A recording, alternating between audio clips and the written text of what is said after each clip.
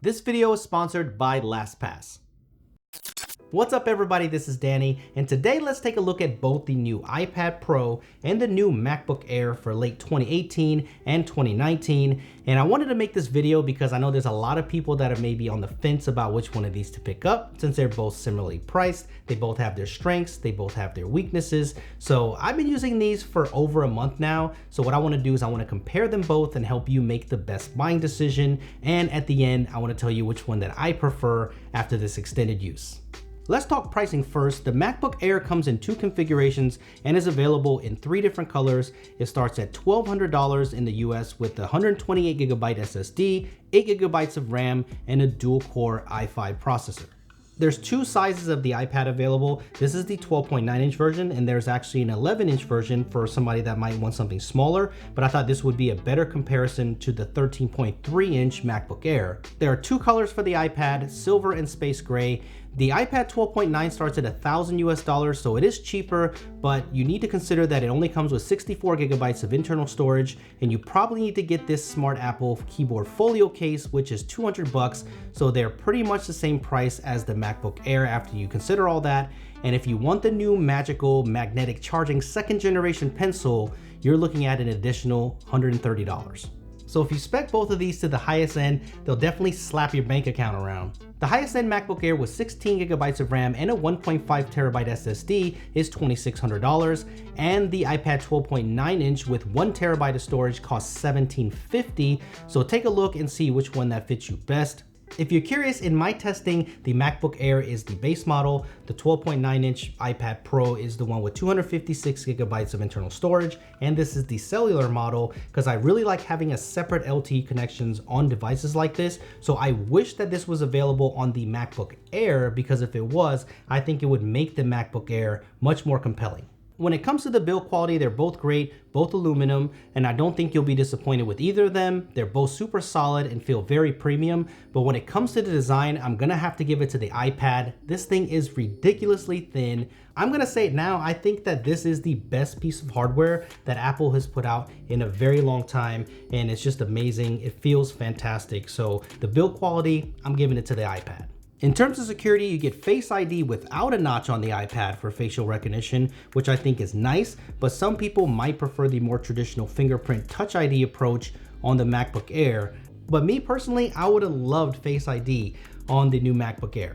They both have nice high-resolution displays, both with nice colors and sharpness and nice viewing angles, but the iPad to me clearly has the better display. It covers the DCI-P3 color space, which the MacBook Air does not, and it has 600 nit brightness, so pretty much double the brightness of the new MacBook Air. The lack of brightness on the new MacBook Air is probably my biggest complaint on the display, but if you're using it outdoors, you're probably gonna struggle some, but if you're using it consistently in a classroom or you're using it inside mostly, then I don't really think it's gonna be a problem. It's not a deal breaker. The iPad does have that buttery smooth 120Hz display, which doesn't translate on camera well because I shoot in 24 frames per second, but it's so great, you just have to try it out. It's awesome. The speakers are great on both, so enjoying content is nice on both of them, but I would say that the speakers on the iPad are better. So if display quality and media consumption is your #1 focus, then I would definitely go with the iPad. Before we move on to power, I want to talk about today's sponsor, LastPass. This is one life hack that you will continually use, especially if you use both iOS and Android devices, because it works across multiple platforms. If you don't know what LastPass is, it's an easy to use password manager that stores all of your passwords so you don't have to remember them. No more signing into multiple apps and services and remembering multiple passwords. You can have everything auto-filled for you. And it works great with newer iOS devices since it has Face ID support for security, and iOS gives you the option to make LastPass your primary password manager, which is perfect for the new iPad. I am guilty of using similar passwords on a lot of my accounts because it's just easier to remember, and we all know that's not safe. So LastPass can make super secure passwords as long as you need for all your accounts, and all you have to do is remember your master account login, and that's it. But I know a lot of people are saying, what about the master password? What's great is you can use 2-factor authentication to protect that, so you're gonna be set. What's even more awesome about LastPass is you can go beyond the password. This is pretty much a vault for all your personal information. So you can even put your banking information in here, emergency information, and even some server information, whatever you see listed here. So I'm gonna leave a link down below for you so you can give this a try. I use this all the time. This is a go, and it makes switching from different phones so much easier. Thanks again to LastPass for sponsoring this video. So let's go ahead and get back into power. The MacBook Air runs a dual-core Intel Core i5 Y series processor with 8 GB of DDR3 RAM standard and has the integrated Intel 617 GPU, and the iPad runs Apple's own A12X Bionic chip, which has 8 cores with a 7-core GPU. When it comes to raw power and benchmarks, the iPad is significantly faster than the MacBook Air, so it's really awesome to see Apple's custom silicon come this far. They're way ahead of the competition, and it really shows here in the iPad. It's really fast, so I can't wait to see this A series processor make it to a MacBook form factor like the MacBook Air. I think that would be incredible. But specs are not everything. It's all about what you do with these machines and what you need it for. The MacBook Air is going to give you a full laptop experience with macOS, so all the programs that you'll need will run on this. So if you need to edit some photos in Lightroom, you definitely can. And if you need to bust out a quick video project on Final Cut Pro, you can do that as well. You can arguably get all that on the iPad as well, since app compatibility and split screen multitasking has gotten so much better with the iPad.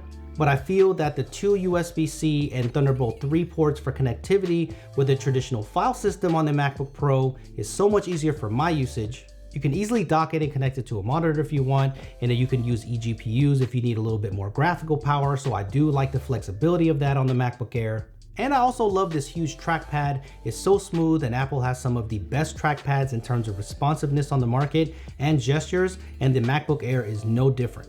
If you travel a lot, or if you're a student right now and looking for something highly portable, light and thin, with good battery life, but don't need the power of a MacBook Pro, or you already have a more powerful computer at home like a 5K iMac, then the MacBook Air could be the right computer for you.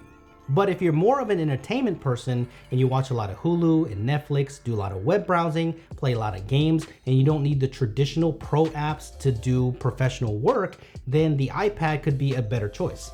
The display is absolutely awesome, and if you're used to the newer iPhone gestures, you'll be right at home since the iPad no longer has a home button. But don't get me wrong, you can do professional work on the iPad if you want to. People are doing tons of creative work on here, and people are making some amazing content and editing videos and making music. So if you want to check out a few of these videos, I'll definitely link them for you. But I do like the fact that they moved to the USB-C port here on the new iPad as well. That kind of opens up for some professional work and some different things that you can do, like external monitor output, and you can also get a lot more professional options with SD cards and things like that, importing straight to Lightroom. So you can do a lot of things here on the iPad as well. The iPad, I feel, is much better for entertainment, so of course gaming is really nice on the iPad with really great audio. Just know that the headphone jack is gone for now, so for the new iPads, you'll definitely need to go wireless if you want to use headphones, where the MacBook Air is still holding on to that 3.5mm jack for dear life. Basically, it all just depends on what you need, but after using these two for over a month, I personally would pick the MacBook Air, and here's why.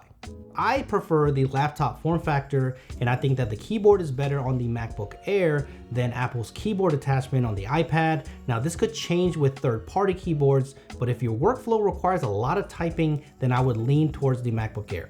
I personally still prefer the mouse or touchpad gestures, and I think that's one of the big things about iOS, that it doesn't have native mouse support. So once it gets that, I think that that paired with a really good keyboard combo could really put a dent in something like the Surface Pro. That doesn't mean the same for you though. If you like the tablet form factor and you can do everything that you need to do on the iPad, then it's a great choice. And you can even argue it's the more versatile choice, because the ability to go between professional work and leisure with much better game selection and a better display, and the choice of the Apple Pencil input if you're into art. You can even have great cameras on the front and back. You can even take some portrait selfies if you want to.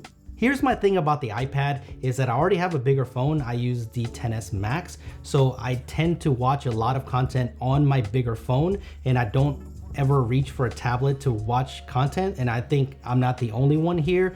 So when a lot of these features are available on my bigger phone, it just makes me reach for a tablet less. So that's probably why I would pick the MacBook Air. And the approach that I'm taking to this is that if I had to just pick one of these and one only, for my workflow, I would pick the MacBook Air. But if a tablet is gonna make you love a tablet again, it's gonna be the new iPad because it's just that damn good. So let me know which one that you're gonna go with. Are you team iPad Pro or are you team MacBook Air? And I'm really curious to see what this is gonna be like in the comments. I'm sure it's gonna be a war, but in the end, everybody has different workflows, everybody has different needs, so there is no right or wrong answer. So make sure you subscribe, hit that thumbs up if you enjoyed it, and I will see you guys in the next one.